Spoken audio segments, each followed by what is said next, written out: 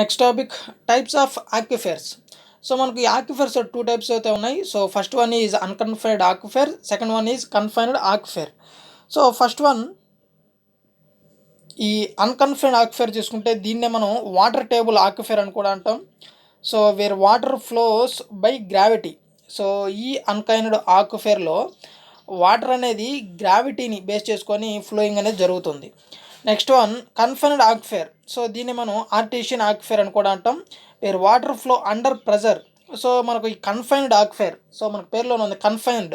So అంటే ఈ ఒక 2 ఇంపర్మియబుల్ లేయర్స్ మధ్యలో అండర్ ప్రెజర్ ద్వారా ఈ వాటర్ అనేది ఫ్లోయింగ్ అనేది జరుగుతుంది ఆ 2 ఇంపర్మియబుల్ లేయర్స్ మధ్యలో. సో మనకి ఈ డయాగ్రామ్ చూస్తే కొంచెం నీట్గా అర్థమవుతుంది. సో ఇది మనకు ఈ గ్రౌండ్ లెవెల్. సో ఈ గ్రౌండ్ లెవెల్ నుంచి సమ్ మనకు డెప్త్లో మనకు ఈ వాటర్ టేబుల్ అయితే ఉంటుంది.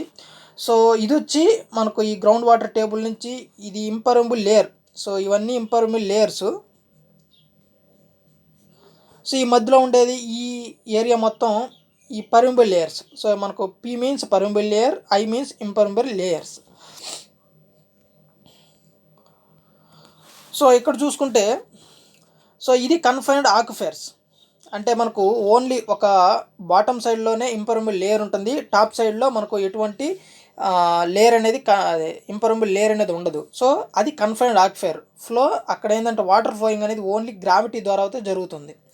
నెక్స్ట్ అదేవిధంగా ఈ కన్ఫైన్డ్ aquifer అంటే సో ఇది కన్ఫైన్డ్ aquifer అంటే ఒక 2 ఇంపర్మియబుల్ లేయర్స్ మధ్యలో వాటర్ అనేది ఫ్లోయింగ్ అనేది జరుగుతుంది. అంటే మనకు కన్ఫైన్డ్ అనమాట. అంటే ఒక 2 ఇంపర్మియబుల్ లేయర్స్ మధ్యలో వాటర్ ఫ్లోయింగ్ జరగడాన్ని అండర్ ప్రెజర్.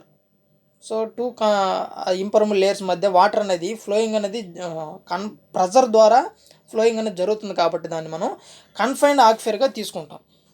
ఓకేనా. నెక్స్ట్ వన్ ఇక్కడ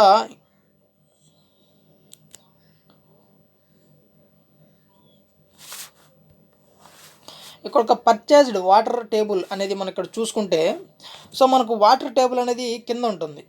సో మనకు ఈ గ్రౌండ్ లెవెల్ నుంచి సమ్ డెప్త్లో ఉంటుంది. కానీ ఈ గ్రౌండ్ టేబుల్ పైనే మనకు ఒక ఇంపర్మియబుల్ లేయర్ అనేది ఉంటుంది. సో ఈ ఇంపర్మియబుల్ లేయర్ అనేది ఒక కర్వ్డ్ షేప్లో ఉండడం వల్ల మనకు ఈ జోన్ ఆఫ్ ఏరియేషన్లో కూడా సమ్ వాటర్ అనేది ఉంటుంది.